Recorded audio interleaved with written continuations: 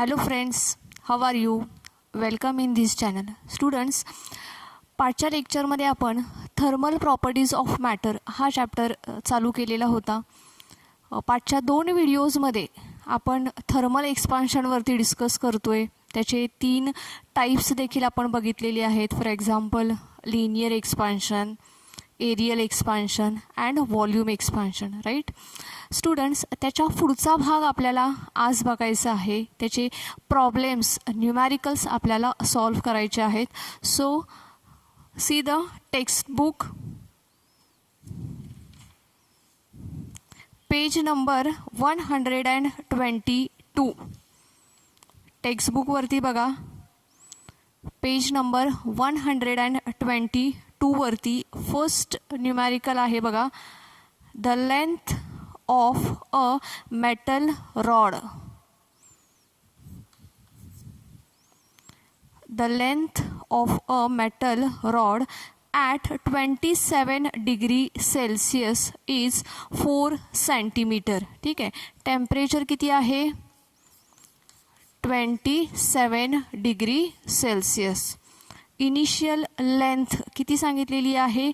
4 centimetre. So L1 is equals to 4 centimetre. नाव सेंटीमीटरमध्ये जे आहे ते आपल्याला मीटरमध्ये कन्व्हर्ट करावं लागेल. So 4 × 10⁻⁻² metre.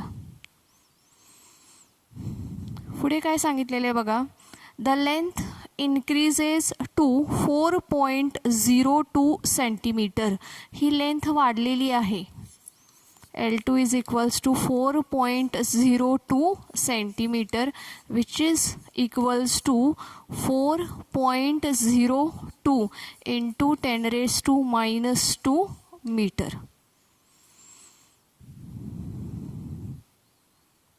When the metal rod is heated up to 387 degree Celsius, T2 दिलेला आहे आपल्याला 387 degree Celsius. Determine the coefficient of linear expansion of the metal rod. तर आपल्याला काय फाइंड आउट करायचं आहे? अल्फाची व्हॅल्यू फाइंड आउट करायची आहे.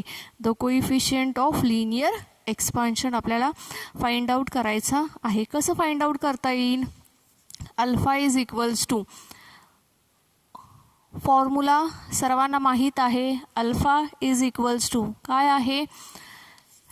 L2 - L1 upon L1 into T2 - T1.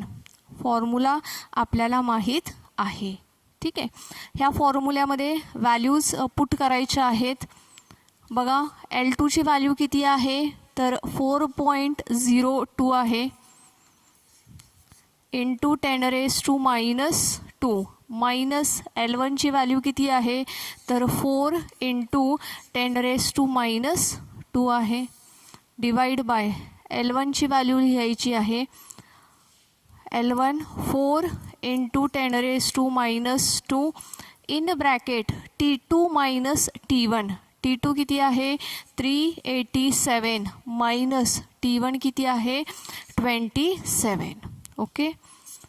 तर हे कॅल्क्युलेशन तुम्हाला करायचं आहे.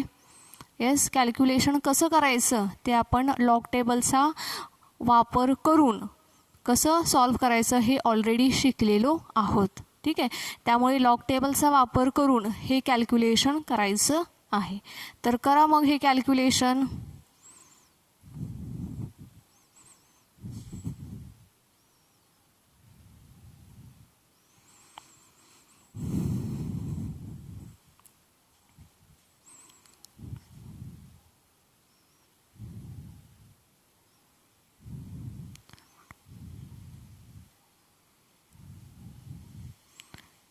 येस, सर्वांचं कॅल्क्युलेशन झालेलं आहे असं कन्सिडर करून मी आन्सर लिहिते. इथं 1.39 इंटू 10⁻⁻5 पर डिग्री सेल्सिअस असं अल्फाचं आन्सर आहे.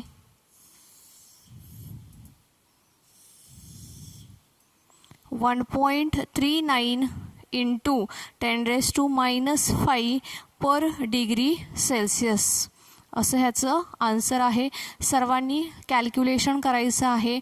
आता एवढं मोठं कॅल्क्युलेशन व्हिडिओमध्ये करणं माझ्यासाठी शक्य नाही आहे, परंतु हे कॅल्क्युलेशन कसं करायचं आहे हे मात्र आपण यापूर्वीच्या लेक्चरमध्ये शिकलेलो आहोत.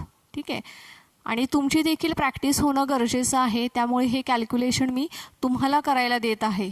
इझी कॅल्क्युलेशन आहे. Take your own time and solve it. Okay, so आपण ह्याच्यानंतर सेकंड न्यूमॅरिकल्स घेणार आहोत. ठीक आहे,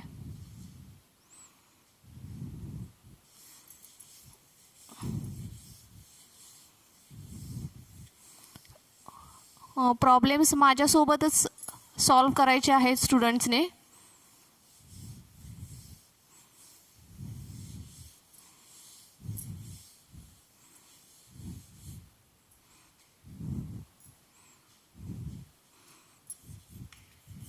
ठीक आहे, तर आपण आता सेकंड प्रॉब्लेम बघूयात. काय सांगितलं आहे आपल्याला सेकंड प्रॉब्लेममध्ये बघा. The length of a metal rod at temperature 27 degree Celsius. Initial temperature T1 किती सांगितलेलं आहे? 27 degree Celsius. Okay, 27 degree Celsius is 4.256 metre. L1 दिलेला आहे 4.256 metre. Find the temperature at which the length of the same rod increases to 4.268 meter. L2 किती आहे? 4.268 meter.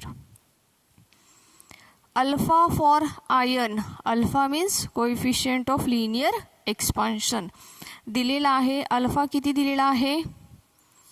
Alpha is equals to 1.2 into 10⁻⁻5 10⁻⁻5 per kelvin. Okay, तर काढायचं आहे काय आपल्याला ह्याच्यामध्ये? प्रश्न लक्षात येतोय सर्वांच्या? काय प्रश्न विचारलेला आहे? एक रॉड आहे, इनिशियली टेम्परेचर 27 डिग्री सेल्सिअस आहे. त्या रॉडची लेंथ आहे 4.256 मीटर.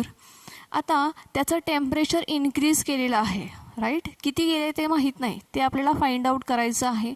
परंतु तेवढं टेम्परेचर इन्क्रीज केल्यामुळे the length becomes now 4.268 meter and alpha is the coefficient of linear expansion which is equals to 1.2 into 10⁻⁻5 per Kelvin. ठीक आहे, तर what is the temperature? T2 ची व्हॅल्यू आपल्याला फाइंड आउट करायची आहे. ओके, T2 ची value काय करायची आहे? आपल्याला फाइंड आउट करायची आहे. कशी फाइंड आउट करता येईल? येस, आपल्याला फॉर्म्युला माहिती आहे. कोइफिशियंट ऑफ लिनियर एक्सपान्शनचा formula alpha is equals to काय आहे? Alpha is equals to L2 minus L1 upon L1 into T2 minus T1. ठीक आहे, आपल्याला T2 ची व्हॅल्यू फाइंड आउट करायची आहे. आपण काय करूयात आता? ह्या L1ने ब्रॅकेटच्या आतमध्ये मल्टिप्लाय करून घेऊयात. ठीक आहे, L1ने काय करायचं आहे? ब्रॅकेटच्या आतमध्ये मल्टिप्लाय करायचं आहे. So L2 minus L1 upon, इथे जर का मल्टिप्लाय केलं तर काय होईल? L1 into T2 minus L1 into T1. Okay, ठीक आहे, काय केलेलं आहे? फक्त आपण ब्रॅकेटच्या आतमध्ये मल्टिप्लाय केलेलं आहे. आता नेक्स्ट स्टेपला मी काय करणार आहे? हा जो अल्फा आहे, ह्या अल्फाला मी इकडे डिनॉमिनेटरमध्ये घेते आणि ही जी टर्म आहे त्या टर्मला काय करूयात? आपण इकडच्या बाजूला घेऊयात. सो काय होईल मग? L1 T2 minus L1 T1 is equals to काय होईल इथे? L2 minus L1 upon alpha असं होईल. ठीक आहे.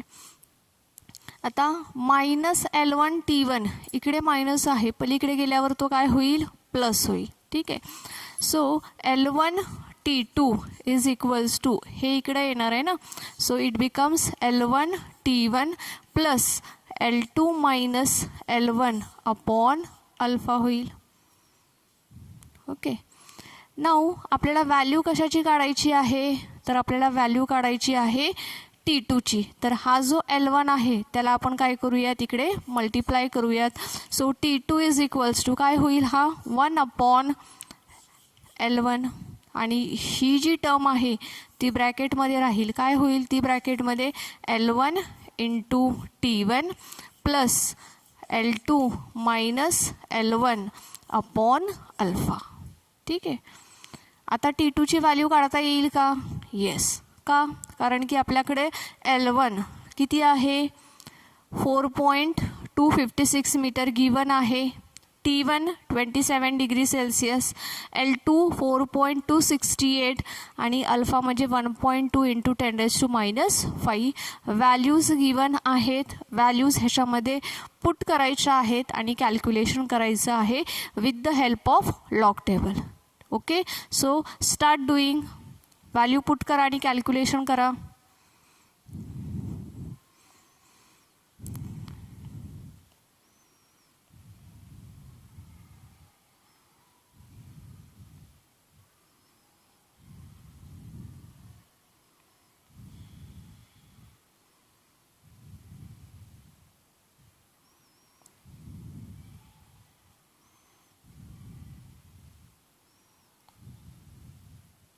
येस, सर्वांचं कॅल्क्युलेशन झालेलं आहे असं अज्युम करून मी आन्सर सांगते.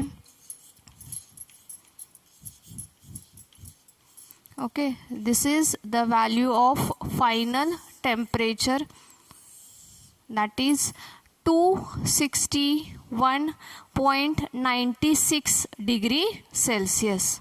ओके. 261.96 डिग्री सेल्सिअस हे त्याचं फायनल आन्सर आहे. Okay. So students, let us solve the next numerical.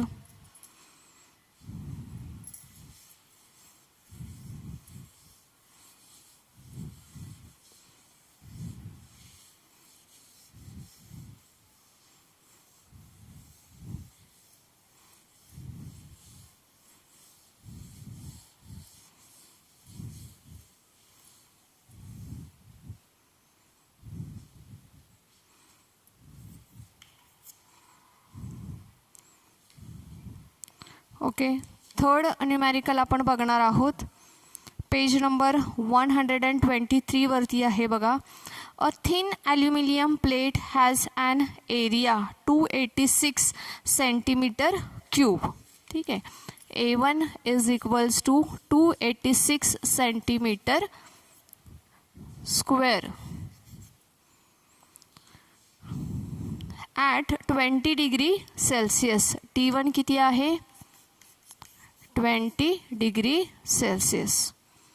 Find its area when it is heated up to 180 degree Celsius.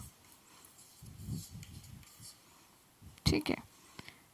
Beta for aluminium, the coefficient of areal expansion, बीटाची value दिलेली आहे 4.9 into 10⁻⁻5 per degree Celsius. Okay. तर find out काय करायचं आहे ह्याच्यामध्ये, A2ची value आपल्याला फाइंड आउट करायची आहे. ठीक आहे. कसं फाइंड आउट करता येईल, काय करता येईल आपल्याला. ओके. काय formula, beta is equals to A2 minus A1 upon A1 into T2 minus T1 असा फॉर्म्युला आहे. A2ची व्हॅल्यू काढायची आहे. सो ह्याने इकडे मल्टिप्लाय करूया. So it becomes beta into A1 into T2 minus T1 which is equals to A2 minus A1. Okay. A2ची value काढायची आहे.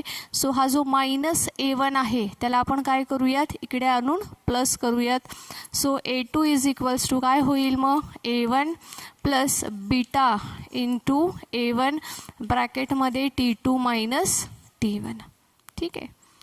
नाऊ A1 आणि हा A1 काय आहे, कॉमन आहे. सो त्याला आपण काय करूयात, ब्रॅकेटच्या बाहेर घेऊयात. सो A1 इन ब्रॅकेट, इथे काय शिल्लक राहील 1 प्लस इथे काय शिल्लक राहील beta into T2 minus T1. Yes, आता कॅल्क्युलेशन करता येईल का तुम्हाला, A2 फाइंड आउट करता येईल. आपल्याकडे A1ची व्हॅल्यू आहे, बीटाची व्हॅल्यू आहे, T2 आणि T1 ह्या दोनही व्हॅल्यूज आपल्याकडे आहेत. सो व्हॅल्यू पुट करा आणि ह्याचं कॅल्क्युलेशन करा.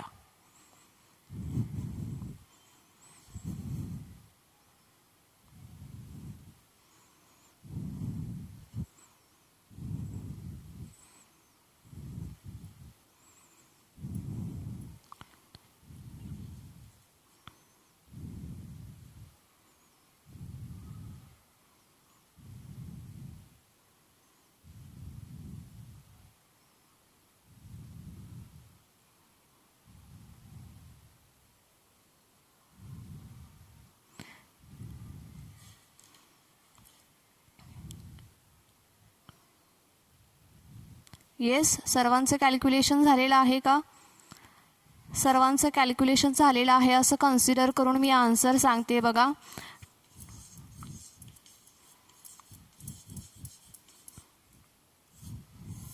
A2 is equals to 288.24 centimetre square is the final area किंवा इन्क्रीज्ड इन एरिया आपण असं म्हणू शकतो त्याला. So this is your third example. ह्याच्यानंतर आपल्याला फोर्थ एक्झाम्पल बघायचं आहे. See the page number 124.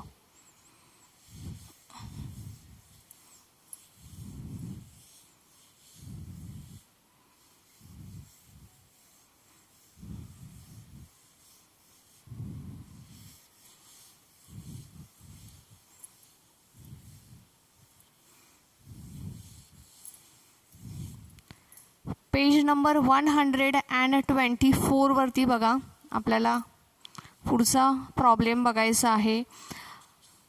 Problem number 4. Okay. A liquid at 0 degree Celsius, T1 किती आहे 0 degree Celsius, is poured in a glass beaker of volume 600 centimeter cube. So V1 is equals to 600 centimeter cube. To fill it completely, the beaker is then heated to 90 degree Celsius. म्हणजे T2 किती आहे आपला आता 90 degree Celsius. How much liquid will overflow, तर मग किती liquid overflow होईल असा त्यांचा प्रश्न आहे. त्याच्यासाठी गॅमा ऑफ लिक्विड त्यांनी दिलेला आहे.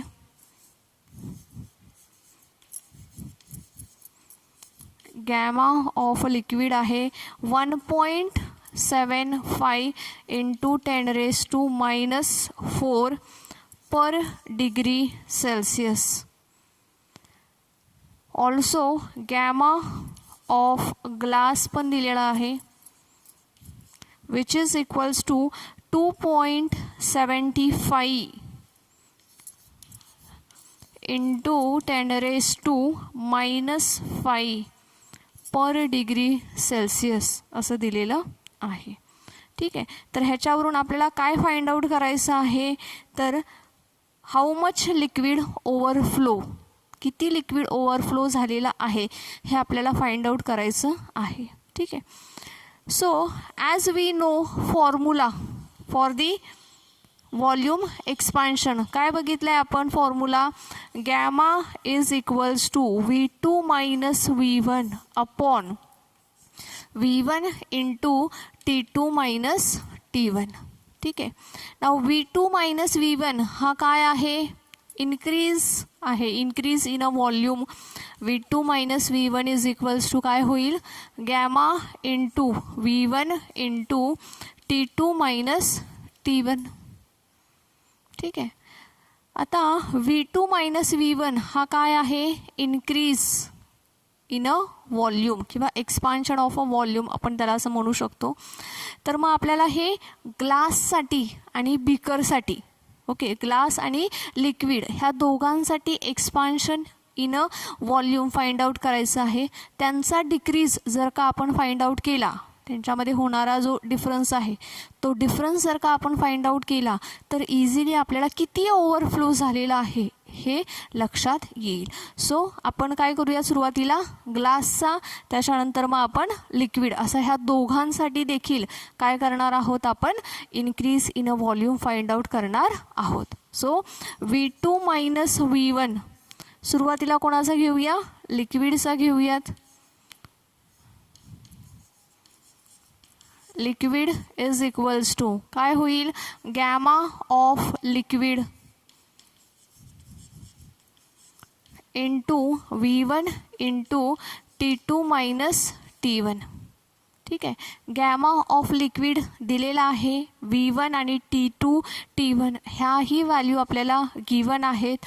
सो ह्याच्यामध्ये व्हॅल्यू पुट करा आणि कॅल्क्युलेशन करा. बघा बरं किती व्हॅल्यू मिळते आपल्याला increase in a volume for the liquid.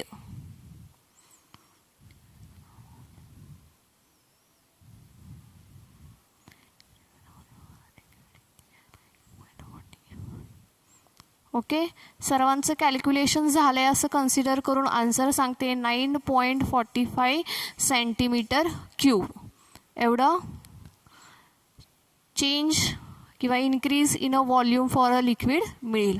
अशाच पद्धतीने आपल्याला काय काढायचं आहे, V2 minus V1 for the glass find out करायचं आहे. मग इथं काय येईल, gamma of glass into V1 into T2 minus T1. Yes, हे करा calculation. Gamma of glass given आहे,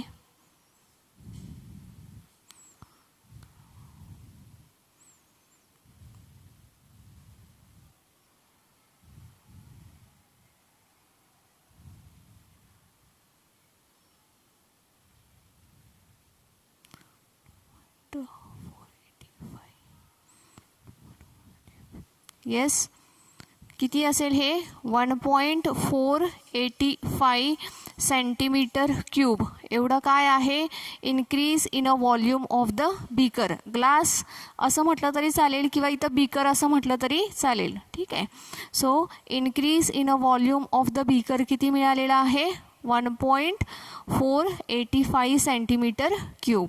so volume of a liquid which overflows किती मिळेल, मग आपल्याला ह्या दोघांचाही डिफरन्स फाइंड आउट करायचा आहे. Volume of a liquid which overflow. So overflow liquid कसं फाइंड आउट करणार, ह्या दोघांचंही सबस्ट्रॅक्शन. 9.45 मायनस 1.485. येस, सांगा किती येते आन्सर, करा बरं सबस्ट्रॅक्शन.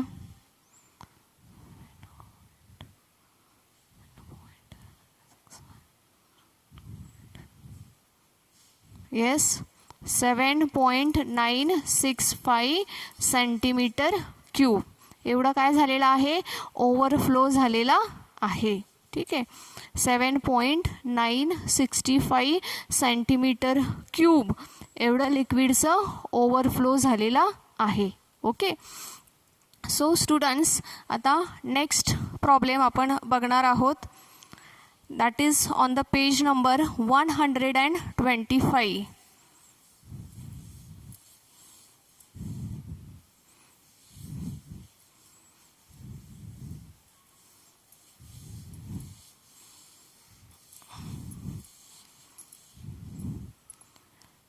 प्रॉब्लेम नंबर 5 बघा, 125 वरती.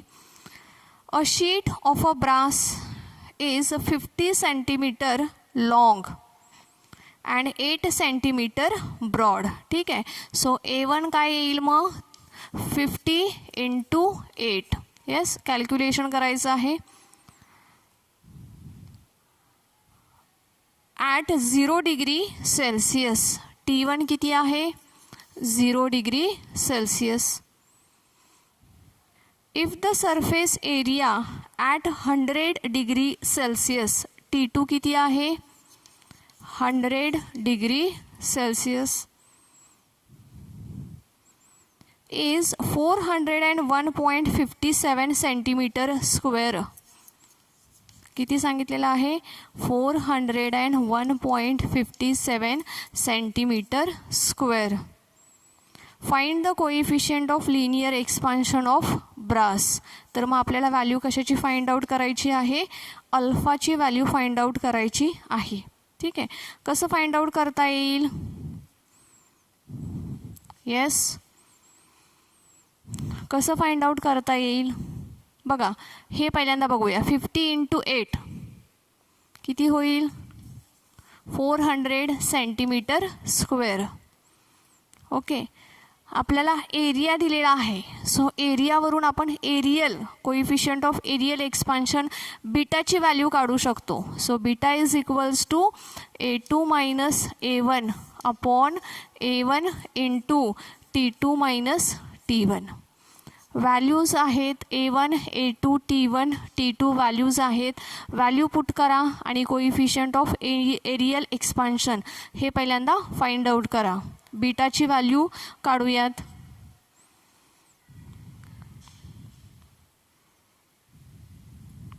येस, सर्वांचं कॅल्क्युलेशन झालेलं आहे असं कन्सिडर करून आपण बीटाचं आन्सर सांगते तुम्हाला. आन्सर आहे 0.3925 × 10⁻⁻⁴ per degree Celsius. 0.3925 × 10⁻⁴ per degree Celsius असं आन्सर आहे. नाऊ लास्ट लेक्चरला आपण एक रिलेशन बघितलं होतं alpha is equals to beta by 2 असं आपण रिलेशन बघितलेलं होतं. ठीक आहे. So beta is equals to काय आहे मग 2 अल्फा असं आहे. Okay. Beta is equals to काय होईल 2 अल्फा. आपल्याला व्हॅल्यू कशाची काढायची आहे अल्फाची व्हॅल्यू काढायची आहे. सो आपण इथंच कॅल्क्युलेशन करूया. मग बीटाची व्हॅल्यू किती आहे 0.3925 × 10⁻⁻⁴ डिवाइड बाय 2. ठीक आहे. हे कॅल्क्युलेशन करायचं आहे. करा बरं कॅल्क्युलेशन.